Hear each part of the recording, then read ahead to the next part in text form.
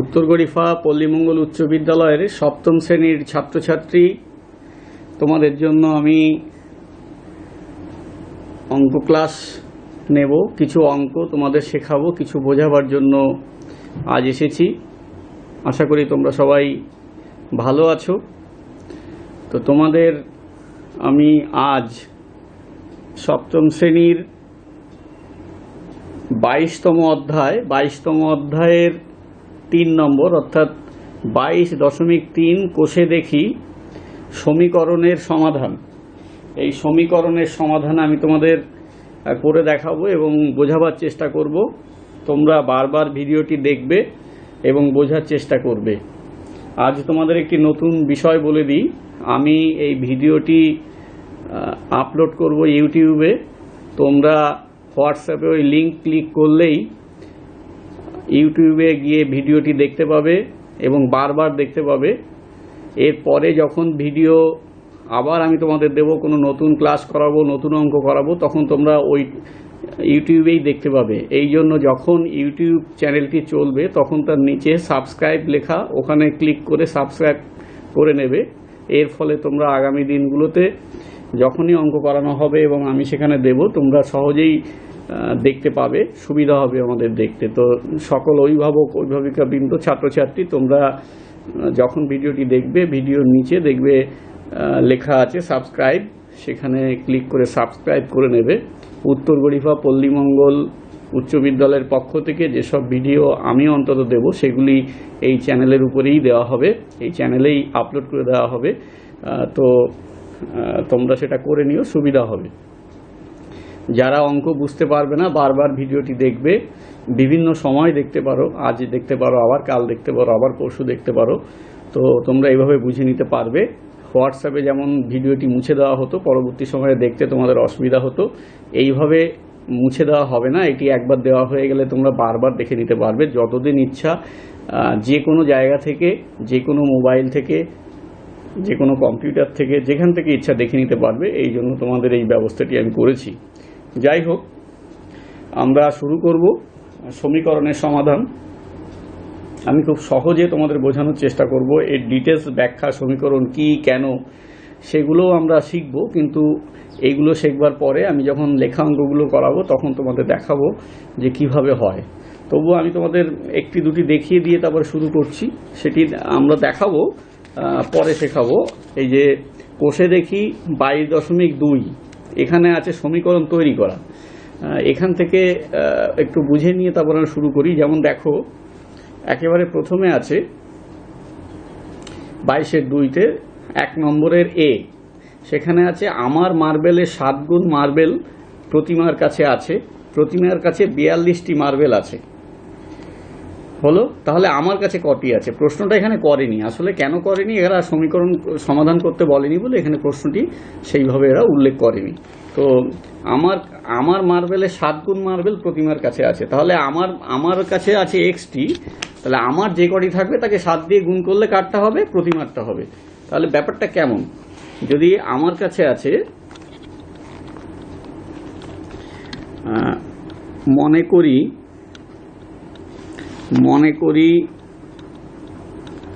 আমার কাছে আছে এক্সটি, সুতরাং প্রতিমার কাছে কটা থাকবে? তাহলে 7 গুণ বলেছে, তার মানে এক্স গুণ 7 ইকুয়াল টু কত হয়? 7xt। ব্যাপারটা কেমন হলো? আমার মার্বেলের 7 গুণ মার্বেল প্রতিমার কাছে আছে, তাহলে আমার কাছে যদি এক্সটি হয়, প্রতিমার কাছে আছে 7xt। বোঝা গেল ব্যাপারটা? ঠিক আছে, এই ভিডিওটি ঝাপসা হয়ে যাচ্ছে, আমি দেখছি কি করে করা যায়। একেবারে ঝাপসা হচ্ছে।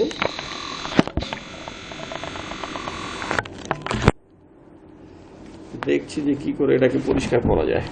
খুবই ঝাপসা হচ্ছে, তোমাদের বুঝতে অসুবিধা হবে।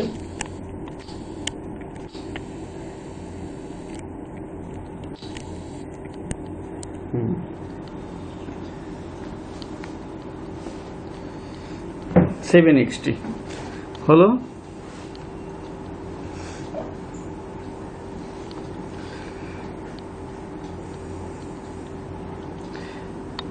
আচ্ছা, এইবার কি বলেছে দেখো, তাহলে কি হলো, মনে করি আমার কাছে আছে এক্সটি, প্রতিমার কাছে আছে 7 গুণ এক্স ইকুয়াল টু 7xt। আবার ওখানে বলে দিয়েছে, অঙ্কটার মধ্যে দেখো বলেছে যে প্রতিমার কাছে আছে 42টি মার্বেল। তার মানে এই প্রতিমার কাছে যে 42টি আর আমি বের করেছি 7xt, দুটো একই জিনিস। তার মানে এই 7x আর এই 42 হচ্ছে সমান। তার মানে লিখতে হবে যে প্রশ্নানুসারে বা শর্তানুসারে যাই বলো তুমি, প্রশ্নানুসারে 7x ইকুয়াল টু হচ্ছে 42। বোঝা গেল? 7x ইকুয়াল টু 42, এইটা হচ্ছে সমীকরণ। এটাকে সমাধান করা যায় x ইকুয়াল টু 42/7 সমান সমান, এটাকে কাটাকুটি করতে হবে 6 হবে, x ইকুয়াল টু 6। আমি x কার্ডটা ধরেছিলাম, x ধরেছিলাম আমারটা, আমার কাছে আছে xt। হলো, তার মানে এখান থেকে বেরোলো x ইকুয়াল টু 6, তার মানে আমার কাছে 6টি মার্বেল আছে। বোঝা গেল? এগুলোকে সমীকরণ বলে, এবং সমীকরণ আমি সমাধানটাও করলাম, এখানে সমাধান করতে বলিনি, পরের পৃষ্ঠায় সমাধান। যাই হোক, আমি সমাধানটাও তোমাদের করে দেখালাম। এইভাবে সমীকরণ গঠন করতে হয়। তোমরা যদি বুঝতে না পারো আবার দেখবে, বারবার দেখবে, তাহলে ব্যাপারটা বুঝতে পারবে। এরপরে আমি তোমাদের আরেকটি বুঝিয়ে দিচ্ছি। দেখো, বি নম্বর দেখাচ্ছি। বি নম্বর বলেছে মিলনবাবুর বয়স তার ছেলের বয়সের 4 গুণ। তার মানে মিলনবাবুর বয়স ছেলের বয়সের 4 গুণ কথাটির মানে কি? যদি ছেলের বয়স মনে করি x বছর, মানে ছেলে যদি x বছর হয়, তাহলে মিলনবাবুর কতটা হবে? মিলনবাবুর কতটা হবে বুঝতেই পারছো। মিলনবাবুর হবে হচ্ছে x গুণ 4 ইকুয়াল টু 4x বছর। 4 গুণ যেহেতু বলেছে, তাহলে এইটা পেলাম হচ্ছে ছেলের বয়স, এইটা পেলাম হচ্ছে মিলনবাবুর বয়স। এবার কি বলেছে দেখো, প্রশ্নটার মধ্যে বলেছে 5 বছর পরে মিলনবাবুর বয়সটা ছেলের বয়সের 3 গুণ হবে। আচ্ছা, 5 বছর পরে তো দুজনেরই বাড়বে, তাই না? তাহলে এটার সঙ্গেও 5 যোগ করতে হবে, আর এটার সঙ্গেও 5 যোগ করতে হবে। বুঝেছো ব্যাপারটা? তাহলে কি হলো, 5 বছর পরে ছেলের বয়স x প্লাস 5 বছর হলো, আর 5 বছর পরে মিলনবাবুর বয়স কত হবে? 4x প্লাস 5, দুজনেরই 5 বছর করে বাড়বে। এইবার মজার ব্যাপার হলো, বলেছে প্রশ্নের মধ্যে বলেছে, দেখো বলেছে যে 5 বছর পরে মিলনবাবুর বয়সটা ছেলের বয়সের 3 গুণ হবে। তার মানে ছেলের বয়সকে 3 দিয়ে গুণ করলে হয়ে যাবে হচ্ছে পিতার বয়স। ছেলের বয়স কোনটা? উপরেরটা। তার মানে x প্লাস 5, এটা ছেলের বয়স 5 বছর পরে, এটাকে নাকি 3 দিয়ে গুণ করলে কার বয়স হবে? মিলনবাবুর বয়স হবে। ব্যাপারটা কেমন হলো দেখো, দুই দিকটা সমান হয়ে গেল। এটা ছেলের বয়স গুণ 3 করলে যা হবে সেইটা হবে তখন বাবার বয়স। বাবার বয়স কত হবে? 4x plus 5। বোঝা গেল? তাহলে দুই দিকে সমান সমান, মাঝখানে সমান। এই জন্য একে সমীকরণ বলা হয়, যে এই দিকের যা ভ্যালু, ডান দিকের যা ভ্যালু, বাঁ দিকের ঠিক তাই ভ্যালু। এই জন্য একে বলা হয় হচ্ছে সমীকরণ। বুঝেছো? মানে এখন ছেলের বয়স x বছর, 5 বছর পরে হবে x প্লাস 5 বছর। 5 বছর পরে যা হবে তাকে 3 দিয়ে গুণ করলে নাকি বাবার বয়স হবে। বাবার বয়স এখন আছে হচ্ছে 4x প্লাস 5, তাহলে হয়ে যাচ্ছে 4x প্লাস 5 বছর। এইভাবে বাবার বয়সটা পাওয়া যাবে। এবার এখানে সমাধান করতে হবে। এখানে সমাধান করতে বলিনি, আমি সমাধান তবুও করে দেখাচ্ছি তোমাদের। দেখো, গুণ করবে, এটা গুণ হবে 3x প্লাস 15 ইকুয়াল টু হচ্ছে 4x প্লাস 5। সমীকরণের কতগুলো নিয়ম আমি বলি তোমাদের। এইবার এখানে যদি বাদিকে যেটা যোগ চিহ্ন থাকবে, বাদিকে যোগ চিহ্ন থাকলে সমান সমান পার করে ডান দিকে নিয়ে গেলে বিয়োগ চিহ্ন হবে। সমান সমানের বাদিকে যাদের পাশে যোগ চিহ্ন থাকবে ডান দিকে নিয়ে গেলে বিয়োগ চিহ্ন হবে। বাদিকে যেগুলো গুণ থাকবে ডান দিকে নিয়ে গেলে ভাগ হবে। বাদিকে যেগুলো ভাগ থাকবে ডান দিকে নিয়ে গেলে গুণ হবে। তোমরা মনে রাখবে, এই যে সমান সমান ইকুয়াল টু চিহ্নটা হচ্ছে বর্ডার। এই বর্ডার পার করলেই চিহ্ন পরিবর্তন হবে। গুণটা ভাগ হবে, যোগটা বিয়োগ হবে, বিয়োগটা যোগ হবে, এইরকম উল্টে উল্টে যাবে এই বর্ডার পার করা পর্যন্ত। বর্ডারের একই দিকে যদি তুমি সাজিয়ে লেখো তাহলে কিন্তু কোনো চিহ্ন পরিবর্তন হবে না।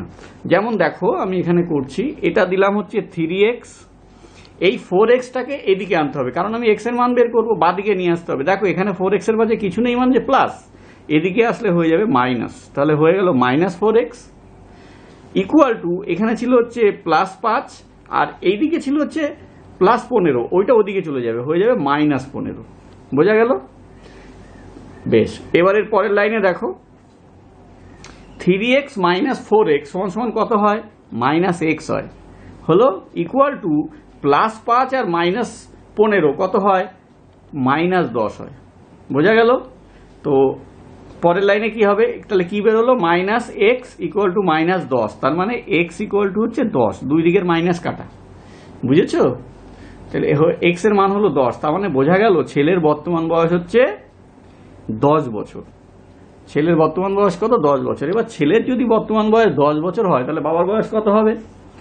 সুতরাং অতএব কি হচ্ছে, ছেলের বয়স 10 বছর আর বর্তমানে মিলন বাবুর বয়স 10 গুণ 4 ইকুয়াল টু 40 বছর। বোঝা গেল? এটা বর্তমান বয়স। যদি বলতো যে 5 বছর পরে বয়স কত, তাহলে দুজনেরই 5 বাড়বে। বুঝতে পেরেছো? 5 বছর পরে ছেলের বয়স হয়ে যাবে 15 আর ওনার হয়ে যাবে 45। দেখো 3 × 45 ওদের কথার সঙ্গে মিলে যাচ্ছে। ওরা বলেছিল যে ছেলের বয়সের 3 গুণ হবে 5 বছর পরে। 5 বছর পরে ছেলের বয়স হচ্ছে 10 আর 5 15, আর মিলনবাবুর তখন হয়ে যাচ্ছে 40 যোগ 5 45, 3 × 45 মানে 3 গুণ হয়ে যাচ্ছে ছেলের বয়সে। ওখানে তাই বলেছিল মিলনবাবুর বর্তমান যা বয়স 5 বছর পরে ছেলের বয়সের 3 গুণ হবে। আমরা সেই কথাগুলো মিলিয়ে করেছি। এইভাবে তোমাদের সমাধানগুলো করতে হয়। আমি এখান থেকে এই সমীকরণ তৈরি করাটা, যেহেতু এখানে শুধু সমীকরণ করতে বলেছে, আমরা সমীকরণ তৈরি করাটা পরে শিখব। আমরা আগে 22.3 অর্থাৎ এটা হচ্ছে তোমার কত পৃষ্ঠা? এটা হচ্ছে 263 পৃষ্ঠা। এটা হচ্ছে তোমার 263 পৃষ্ঠা, দেখতেই পাচ্ছ তোমরা। এটা 263 পৃষ্ঠা, কোষে দেখি 22.3 হলো। যে কথাগুলো বলেছি সমীকরণ করার সময় তোমাদের ওই কথাগুলো মাথায় রাখতে হবে। কি বলেছিলাম? আমি বলেছি যে ধরো এখানে রইল 6x ইকুয়াল টু 7। আমি বলেছি বাদিকে যদি গুণ থাকে ডান দিকে গেলে ভাগ হবে, মানে সমান সমান চিহ্ন পার হলে এটা হবে। বাদিকে যদি গুণ থাকে ডান দিকে গেলে ভাগ হবে, বাদিকে ভাগ থাকলে ডান দিকে গেলে গুণ হবে, বাদিকে যোগ থাকলে ডান দিকে গেলে বিয়োগ হবে, বিয়োগ থাকলে যোগ হবে। যেমন এটা দেখো 6x ইকুয়াল টু 7 সমান সমান কি করতে হবে? আমি x এর মান বের করব। x ইকুয়াল টু 7 এখানে ছিল, উপরে দিলাম। এখানে দেখো 6 আর x গুণ অবস্থায় ছিল, এই 6 এখানে গিয়ে ভাগ হয়ে যাবে, তাহলে হয়ে যাবে 7/6। এটাই উত্তর, এটা আর কিছু করা যাবে না। দশমিক করা যেতে পারে, তার বেশি কিছু নয়। নেক্সট দেখো 2 নম্বরটা দেখাচ্ছি। x/3 ইকুয়াল টু 0, তাহলে x ইকুয়াল টু 0 কেন? এইভাবে গুণ হয়, কোনাকুনি গুণ হয়, একে বজ্রগুণন বলে। কোনাকুনি, এই শূন্যর তলায় কিছু নেই মানে 1 আছে, তাহলে 1 আর x এই দুটো গুণ হবে। ঠিক আছে? 1 আর x গুণ করলে x, আর 1 গুণ করলে x, আর 3 আর 0 গুণ করলে 3 0 0। কেন কি? আমি বলেছি যে এইখানে ভাগ থাকলে এখানে গুণ হয়, এটা ভাগ আছে তাহলে এটার সঙ্গে গুণ হবে, আবার এটা ভাগ আছে তাহলে এটার সঙ্গে গুণ হবে। বোঝা গেল? কোনাকুনি গুণ হয়ে যাবে, সমান সমান পার করে উপরের দিকে, বর্ডার পার করে উল্টো দিকে গেলেই চিহ্ন পাল্টে যাবে, যার জন্য x ইকুয়াল টু 0 হয়ে গেল। পরেরটা দেখাচ্ছি, দেখো 3 নম্বর দেখাচ্ছি। 3x equal to 9, 3x equal to 9, তাহলে x ইকুয়াল টু 9/3। কেন x ইকুয়াল টু 9/3? 3x এখানে গুণ অবস্থায় আছে, এই 3টা 9 তলায় গেলে ভাগ হয়ে যাবে, তাহলে হয়ে গেল x ইকুয়াল টু 3। কেন? এই 3 আর 9 কাটাকুটি করে 3 হয়, হয়ে গেল। নেক্সট তোমরা চলে যাও 7 নম্বরে। এবার একটু অন্য রকমের দিকে যাব, আস্তে আস্তে বোঝার চেষ্টা করবে। 7 নম্বরে যাচ্ছি। 7 নম্বরে গিয়ে দেখো কি আছে। 12x plus 8 equal to 7x plus 28।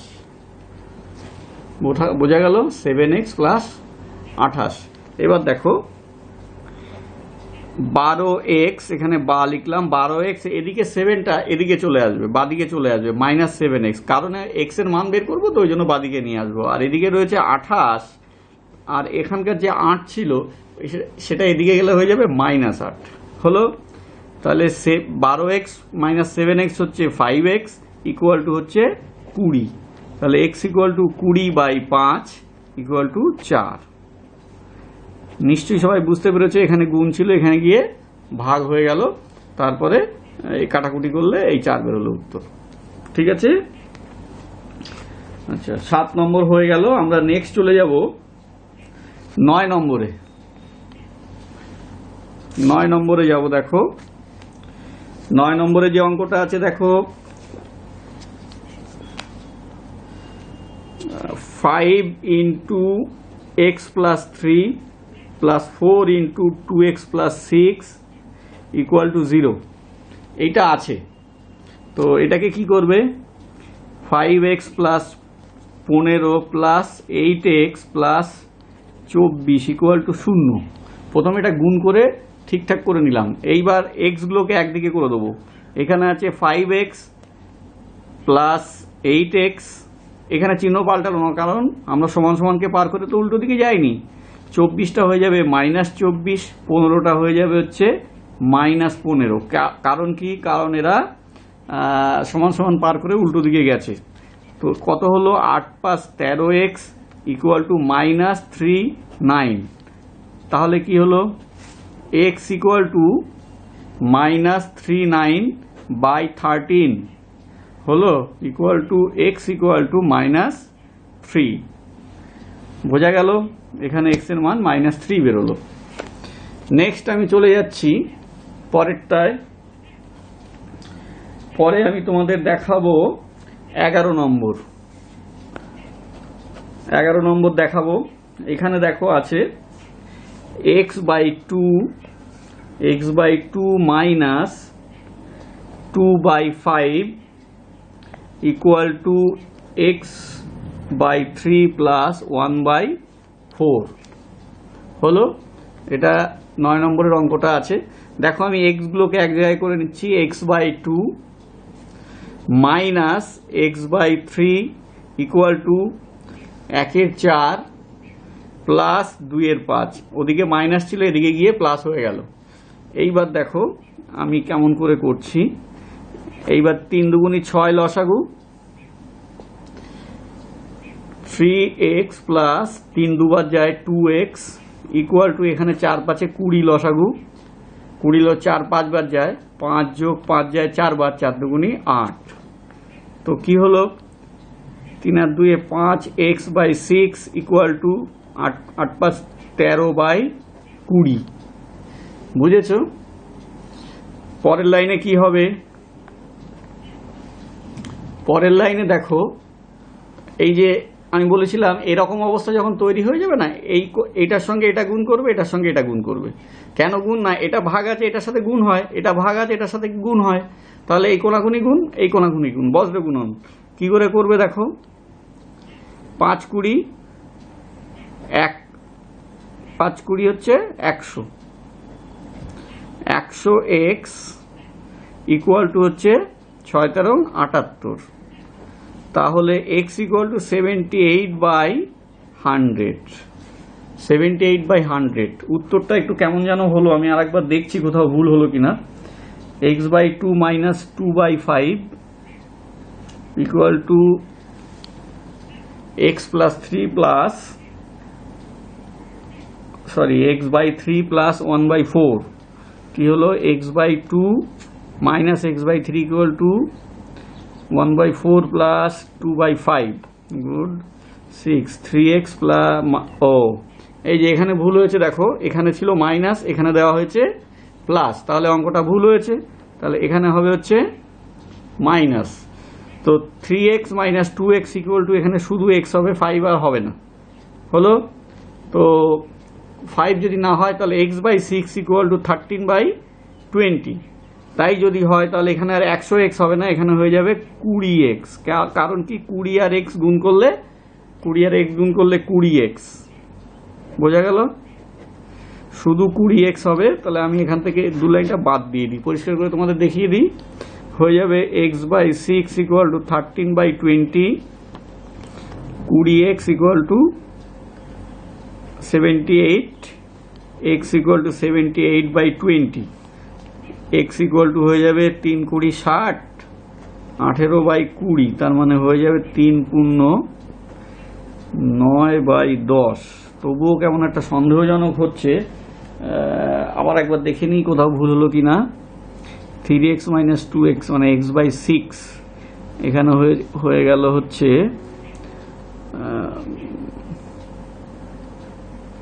1/4 plus 2/5, 4 দুগুণে 8, 5 একে 5, 8 5 13, 13/20, 20 6 13 78, 6 13 78 হচ্ছে 20x।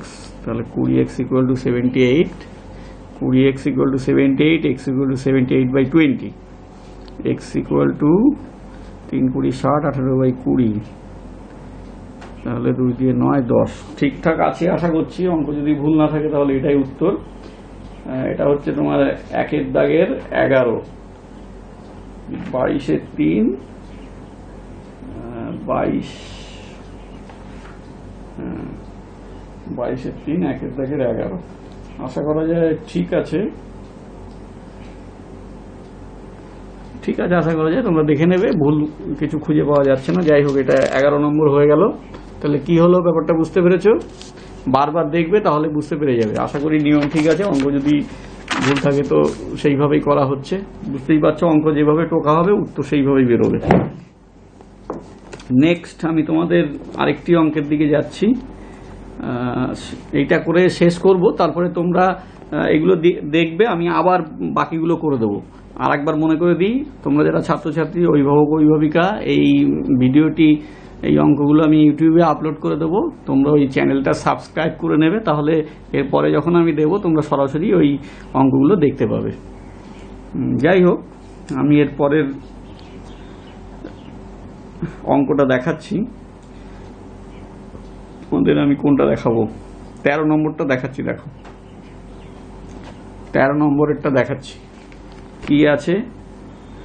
5 × 2x - 3 - 3/3x - 7 = 5 হলো। তো 5 দুগুণে 10x - 15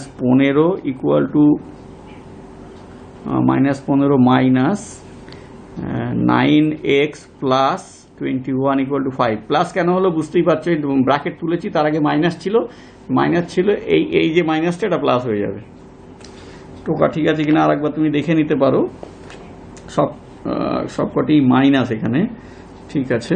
তাহলে হয়ে গেল 10x - 9x = 5 - 21 + 15, -21 + 15। চিহ্ন চেঞ্জ হয়েছে, একদিক থেকে আর একদিকে গেছে বলে। তাহলে কি হলো? 10x - 9x = হবে শুধু x, আর এখানে হবে হচ্ছে 15 আর এই 5, দুটো প্লাস আছে। এই 15 আর 5 20 বিয়োগ 21, তাহলে x = -1 হয়ে যাচ্ছে। x হয়ে যাচ্ছে -1। ভুল থাকতে পারে, তো আর একবার আমরা চেক করে দেখে নেব যে এটা কোনো রকম ভুল আছে কিনা। আমরা 13 নম্বর, তোমরা দেখে নেবে। আমি আর একবার দেখে নিই যে কোনো রকম ভুল আছে কিনা। 5 × x - 3 - 3 × 3x - 7 = 5, 5 দুগুণে 10x - 15 - 9x + 21 = 5, 10x - 9x = 5 - 21 + 15। এই চিহ্ন দুটো পাল্টেছে, কারণ সমান সমান পার হয়ে এদিকে এসছে, ডান দিকে এসছে, এই জন্য। তাহলে এখানে হয়ে গেল 15 + 5 20, 20 - 21, তাহলে হয়ে যাবে -1। তাহলে x কত হলো? -1 বা -1। তো সপ্তম শ্রেণীর ছাত্রছাত্রীরা, আমি এই কটি অঙ্ক করে দিলাম। যেগুলো করে দিলাম না এবং তারপরে যেগুলো আছে, এগুলো তোমরা পরপর চেষ্টা করতে থাকবে, এবং আমি কথা দিচ্ছি যে আমি 2-1 দিনের মধ্যেই বাকি অঙ্কগুলো করে দেবো। তোমরা যেগুলো পারছো না সেগুলো আমাকে জানাতে পারো, তাহলে আমি সেগুলো আবার করে দেওয়ার চেষ্টা করব। তো আমরা কি করলাম, 22তম অধ্যায় সপ্তম শ্রেণীর অঙ্ক সমীকরণ কি করে করতে হয় সেটা আমরা বোঝার চেষ্টা করলাম। তোমরা এগুলো করবে, সবাই ভালো থাকবে।